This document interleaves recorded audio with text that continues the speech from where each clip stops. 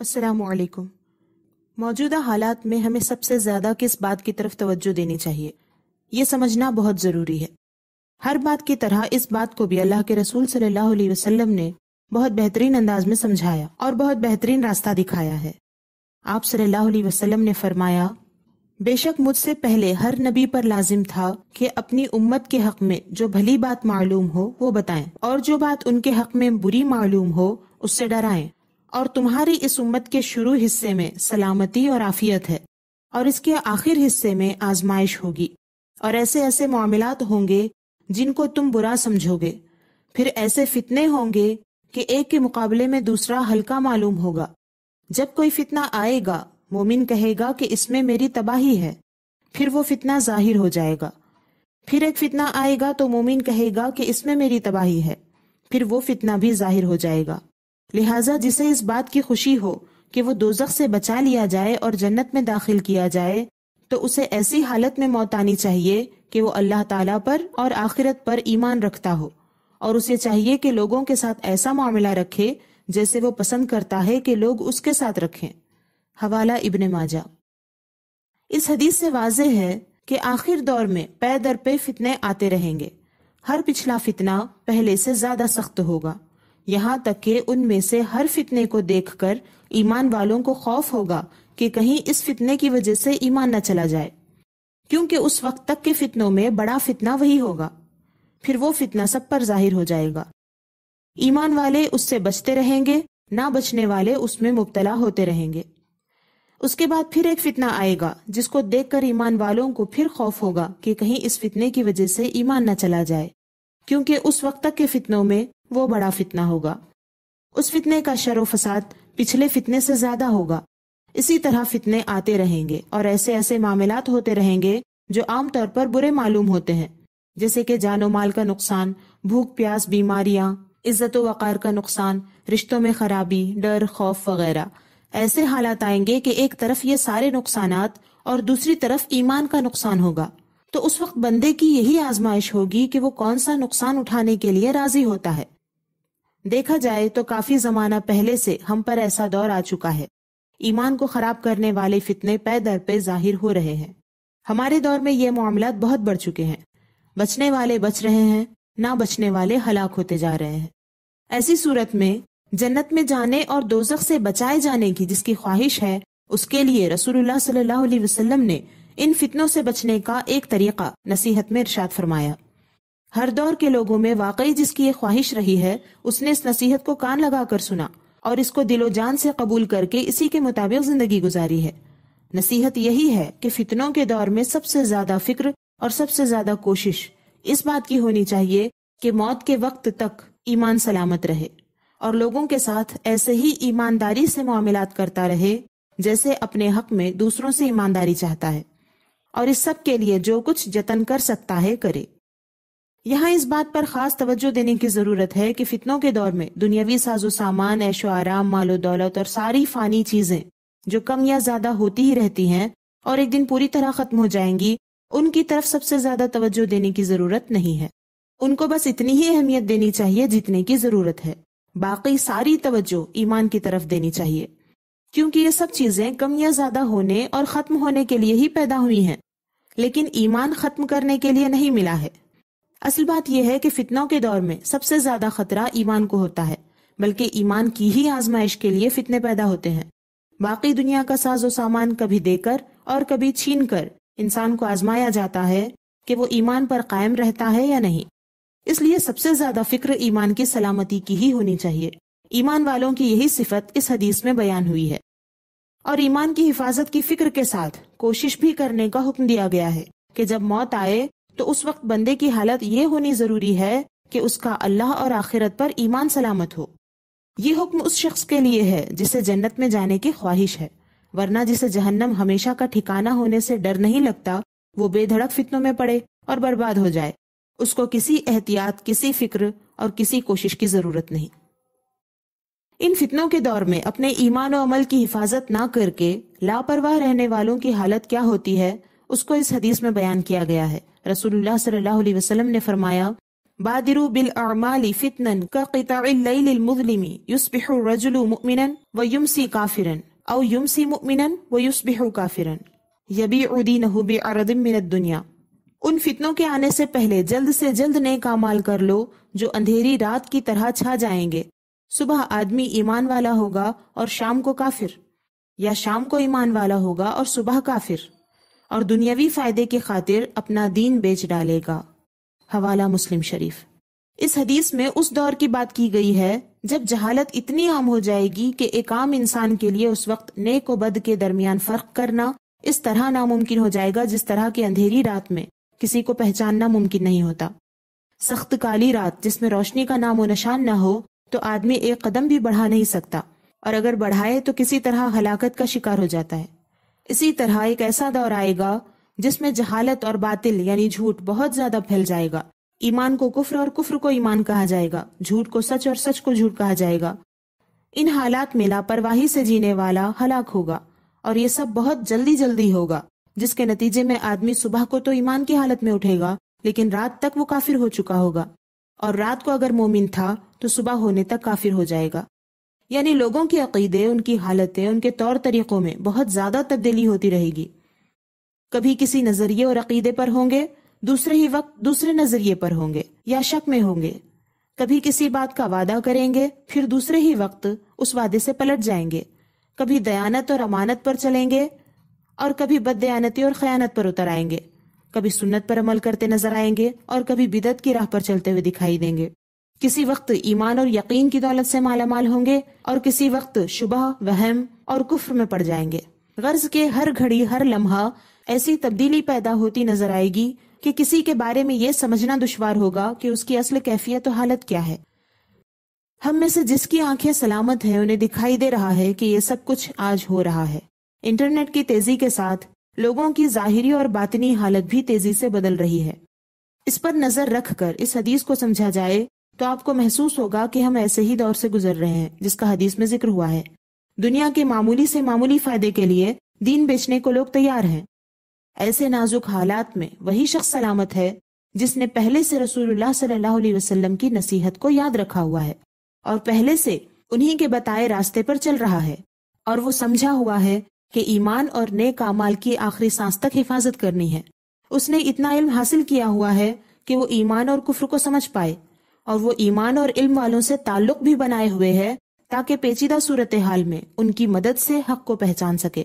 جسے نیک اعمال کی پہلے سے عادت ہوتی ہے، جب اس کے سامنے جہالت والے اعمال آتے ہیں تو وہ تھوڑی سی کوشش پر ہی اس سے بچ جاتا ہے، جبکہ نیک اعمال سے دور رہنے والا خطرناک فتنوں میں بھی بہت جلد پڑ جاتا ہے، پھر برے اعمال کفر تک بھی پہنچا دیتے ہیں۔ اس لیے نبی پاک صلی اللہ علیہ وسلم نے فرمایا، ایسا زمانہ آنے سے پہلے ہی نیک عمل کر لو۔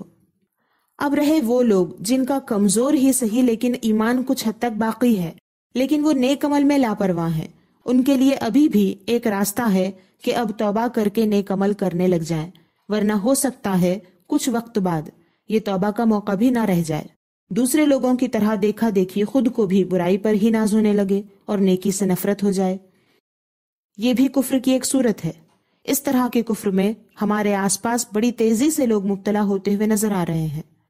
ہم بھی انہی کی طرح انسانوں میں سے ایک انسان ہیں۔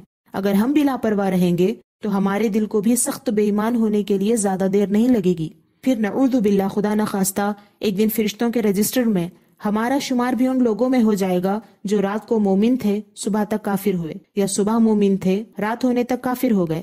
تب تو جنت میں جانے کا چانس ہی ختم ہو جائے گا۔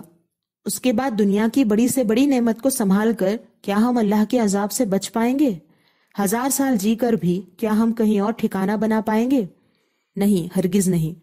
وہ تو یہودی شیطانی خواب دکھا کر اللہ سے بغاوت کا سبق دنیا کو دے رہے ہیں کہ خوب پیسہ کماؤ، پیسے سے سب کام ہو جائیں گے، اگر زمین پر زندگی ختم بھی ہو جائے گی تو جہازوں میں اڑ کر ہم چاند یا کسی اور جگہ زندگی جی لیں گے۔ یہ سب اندھیرے میں مزید گہرے کنویں میں ڈھکیلنے والی باتیں ہیں۔ ساری کائنات اللہ کی مرضی سے چلتی ہے، اس کی نافرمانی کر کے کل کائنات میں کہیں پناہ حاصل ہونے والی نہیں ہے۔ اس حقیقت کا علم ہونے کے باوجود ہماری قوم کو دیکھا دیکھی کام کرنے کی ایسی غلیظ ترین عادت لگ چکی ہے کہ سب کچھ جانتے ہوئے بھی اس عادت کی وجہ سے ان قوموں کے طریقے پر چلتی ہے جو بری طرح ناکام و برباد ہو چکے ہیں۔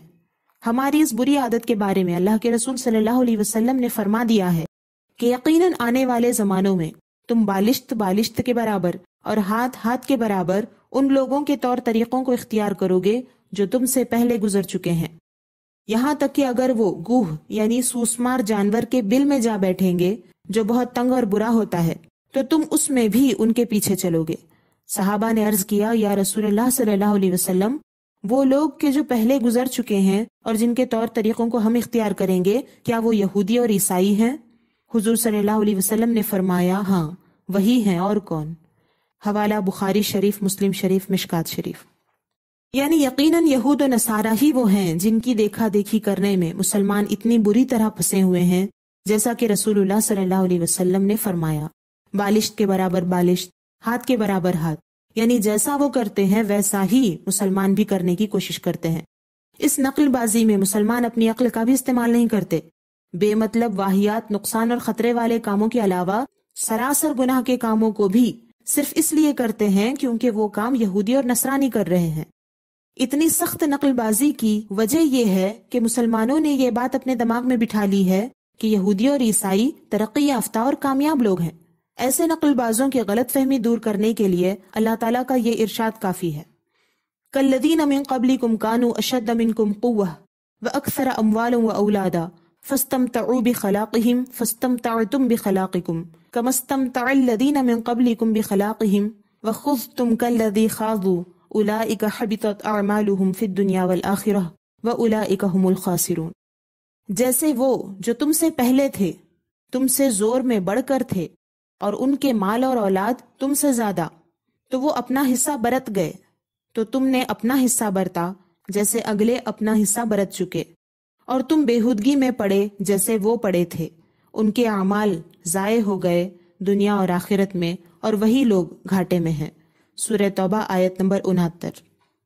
یہودی اور عیسائی جو دنیا کی محبت میں اللہ کے نافرمان ہوئے، ان کی نافرمانی کے باوجود اللہ تعالیٰ نے دنیا میں ان کو سامان دیا تاکہ وہ اسے برت کر اس سے فائدہ اٹھا کر یہاں سے چلے جائیں۔ یہ اللہ کی طرف سے ان کے لیے ڈھیل ہے، نہ کہ کامیابی۔ وہ تو بری طرح ناکام ہی رہے، اپنے بگڑے عقیدوں اور اعمال کی وجہ سے وہ دنیا اور آخرت میں گھاٹے میں ہی رہے۔ ان کے راستے پر چلنے والوں، تمہیں بھی اللہ دنیا کا سامان دے گا، لیکن تمہیں یہ سمجھنا چاہیے کہ دنیا کا سامان مل جانا یہ کوئی کامیابی کی دلیل نہیں ہے۔ یہ تو ان کو بھی ملا تھا، بلکہ تم سے زیادہ ملا تھا۔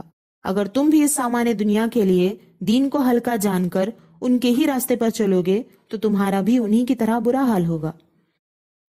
اس نقل بازی کی عادت سے باز آنے کے لیے ہمیں تھوڑی دیر بیٹھ کر یہ سوچنا چاہیے کہ اگر ہم خود کو مسلمان رکھنا پسند کرتے ہیں تو زندگی جینے کے طریقے ہم یہودی اور عیسائیوں سے کیوں لیتے ہیں؟ کیا کسی نے ہمیں دھمکایا ہے؟ نہیں۔ کیا اس میں ٹائم اور پیسوں کی بچت ہوتی ہے؟ نہیں، بلکہ زیادہ خرچ ہوتے ہیں۔ کیا اسلام کے بالمقابل یہودی اور عیسائی طور طریقوں میں ذہنی اور جسمانی سکون زیادہ ملتا ہے؟ نہیں، پتہ نہیں۔ میرے ان تینوں سوالوں کو دوبارہ سن کر دیکھیے۔ 2 سوال کے جواب تو ہمیں پھر بھی معلوم ہے کہ کسی کے ڈرائے دھمکائے بغیر ہم نے اپنی زندگی کو اپنی مرضی سے اللہ اور اس کے رسول کے دشمنوں کے رنگ میں رنگ دیا ہے، حالانکہ اس کو مینٹین کرنے میں دماغ، وقت اور پیسہ سب کچھ بہت زیادہ خرچ ہوتا ہے۔ پھر بھی کیوں کرتے ہیں ایسا؟ تیسرا سوال خود سے کریں گے کہ کیا اسلامی کلچر میں سکون نہیں ہے جو ہم دوسروں کا کلچر اختیار کرتے ہیں؟ تو یہاں ہم خاموش ہو جائیں گے، کیونکہ ہم میں سے اکثر کو پتہ نہیں کہ اسلامی تہذیب میں کیا مزہ ہے، کیونکہ بچپن سے انگریزی تہذیب کے ہی مزے لوٹے ہیں، پھر دیکھا دیکھی سب نے اسی کو جاری رکھا ہے، تو ہم پتہ ہی نہیں کر پائے کہ اسلامی تہذیب میں بھی مزہ اور سکون ملتا ہے۔ یہ ہے جہالت۔ آئیے اس جہالت کے بارے میں حدیث رسول سنتے ہیں۔ حضرت زیاد بن لبید رضی اللہ تعالیٰ عنہ بیان کرتے ہیں، نبی اکرم صلی اللہ علیہ وسلم نے کسی بات کا ذکر کر کے فرمایا، یہ اس وقت ہوگا جب علم جاتا رہے گا۔ میں نے عرض کیا، یا رسول اللہ، علم کیسے جاتا رہے گا جبکہ ہم خود قرآن پڑھتے ہیں اور اپنے بچوں کو پڑھاتے ہیں، اور ہماری اولاد اپنی اولاد کو پڑھائے گی، اور قیامت تک یہ سلسلہ جاری رہے گا؟ آپ صلی اللہ علیہ وسلم نے فرمایا، اے زیاد، تیری ماں تجھے گم پائے، میں تجھے مدینے کے فقیہ ترین لوگوں میں شمار کرتا تھا۔ کیا یہ یہود و نصارہ توریت اور انجیل نہیں پڑھتے تھے؟ لیکن ان کتابوں پر وہ عمل نہیں کرتے تھے۔ حوالہ ابن ماجہ، مسند احمد۔ یعنی جس طرح یہود و نصارہ اپنی مذہبی کتابوں کو زبان سے پڑھتے تو تھے، لیکن اس پر عمل نہیں کرتے تھے اور اپنی مرضی کے مطابق ان میں سے کچھ باتیں لیتے اور کچھ باتوں کو چھوڑ دیتے تھے، اس طرح وہ جاہل ہوئے۔ اسی طرح اے مسلمانوں، تم بھی جب دین پر عمل کرنا چھوڑ دو گے، بعض باتوں کو مانو گے اور بعض باتوں کو بھول جاؤ گے تو تم بھی جاہل ہو جاؤ گے، اگرچہ زبانی طور پر دین کی باتیں کرتے رہو۔ بالکل یہی حال ہوا ہے آج ہماری قوم کا کہ پہلے تو اللہ کی فرما برداری کرتے ہی نہیں، کچھ کرتے بھی ہیں تو بعض اعمال کو اسلامی طریقے سے اپناتے ہیں اور بعض کاموں کو چھوڑ دیتے ہیں۔ ایسا کرنا اپنے آپ میں خود ایک گناہ ہے۔ بہرحال پورے یقین کے ساتھ دین پر عمل نہ کرنے کی وجہ سے مسلمان یہ پتہ ہی نہیں کر پائے کہ اللہ کی فرما برداری کرنے میں سکون ملتا ہے، اس لیے دوسروں کی دیکھا دیکھی انگریزی تہذیب پر چل رہے ہیں۔ ان سب باتوں سے معلوم ہوا کہ جب تک عمل یعنی نیک کاموں کا کرنا، مجاہدہ یعنی برائی کے خلاف پوری طرح لڑائی لڑنا، اور ریاضت یعنی ان سب کی بھرپور پریکٹس کرنا، اگر یہ سب چیزیں نہ پائی جائیں تو نرا علم اور خشک تعلیم بھی کچھ فائدہ نہیں دے گی، یعنی صرف باتیں کرتے رہنے سے نہ علم بچے گا، نہ ایمان بچے گا، نہ جنت ٹھکانہ ہوگا۔ لہٰذا فتنوں کے دور میں یہ سب سے زیادہ ضروری ہے کہ پیور خالص علم حاصل کیا جائے، پھر اس علم پر عمل ہو، پھر اس علم و عمل کی مدد سے ایمان کی حفاظت کو یقینی بنایا جائے۔ اس لیے رسول اللہ صلی اللہ علیہ وسلم نے فرمایا، تم ضرور اس علم کو یعنی علم دین کو حاصل کر لو اس سے پہلے کہ یہ چھین لیا جائے، اور علم کا چھن جانا یہ ہے کہ اسے اٹھا لیا جائے۔ اور آپ صلی اللہ علیہ وسلم نے درمیانی اور شہادت کی انگلی ملا کر فرمایا، عالم اور طالب علم کے لیے ثواب ہے اور باقی لوگوں میں کوئی بھلائی نہیں۔ حوالہ ابن ماجہ۔ ایک اور حدیث میں ہے کہ اے لوگو، علم حاصل کرو اس سے پہلے کہ وہ اٹھ جائے، کیونکہ علم علماء کے چلے جانے سے اٹھ جاتا ہے۔ حوالہ سنن دارمی، حدیث نمبر 251۔ علم حاصل کرنے سے اگر کوئی اپنے آپ کو بری محسوس کرتا ہے تو اسے شیطان کے بڑے وسوسے نے پکڑ لیا ہے، کیونکہ انسان کو تو اللہ تعالیٰ نے لا علم ہی پیدا کیا ہے اور ساتھ ہی آنکھ، کان اور دل دے کر حکم دیا ہے کہ ان کو استعمال کر کے علم حاصل کرو۔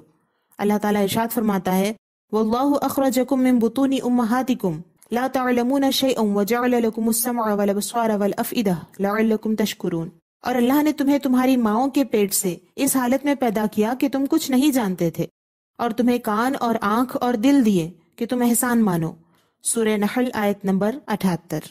اب بندے کو چاہیے کہ اللہ کا احسان مان کر ان اعضاء کو استعمال کر کے علم حاصل کرتا رہے، کیونکہ علم سیکھنے سے ہی آتا ہے۔ رسول اللہ صلی اللہ علیہ وسلم نے فرمایا، ان الرجل لا یولد عالما وانما العلم بالتعلم۔ انسان ماں کے پیٹ سے جانکار پیدا نہیں ہوتا، علم تو سیکھنے سے آتا ہے۔ حوالہ مصنف ابن ابی شیبہ، حدیث نمبر 26647۔ اس کے باوجود جو انسان علم سے دور ہے وہ یا تو شیطانی شر میں گرفتار ہے یا خود کو اس سے بری سمجھتا ہے کہ اسے سیکھنے کی ضرورت ہے اور نہ کسی کے رہنمائی کی ضرورت ہے۔ جب تک انسان اس غلط فہمی سے باہر نہیں آتا، اسلام کی تعلیم سے محروم رہ کر وہ اپنی پیدائشی حالت یعنی جہالت پر ہی رہتا ہے، اور جو شخص علم حاصل کرنے کی کوشش کرتا ہے اس کے لیے کامیابی ہے۔ رسول اللہ صلی اللہ علیہ وسلم نے فرمایا، جو شخص اللہ کی رضا حاصل کرنے کے لیے علم تلاش کرے تو اللہ اسے اتنا ضرور دے گا جو اسے کافی ہوگا۔ حوالہ سنن دارمی، حدیث نمبر 273۔ لہٰذا اگر ہمیں اپنی آخرت کی فکر ہے اور ایمان پر خیر و عافیت کے ساتھ دنیا سے رخصت ہونا چاہتے ہیں تو ہمیں چاہیے کہ سچی لگن کے ساتھ علم حاصل کریں، یہ جانیں کہ اللہ ہم سے کیا چاہتا ہے، پھر پورے یقین کے ساتھ اس کے مطابق زندگی گزاریں۔ کم سے کم اتنے علم اور عمل سے ہمارا گہرا رشتہ ہونا چاہیے کہ کسی بھی دور میں جہالت کا شکار نہ ہو، کسی بھی حالت میں کفر سے راضی نہ ہو۔ اپنے اور اپنے پیاروں کا خیال رکھیں، اللہ کے ہو کر رہیں۔ اللہ حافظ۔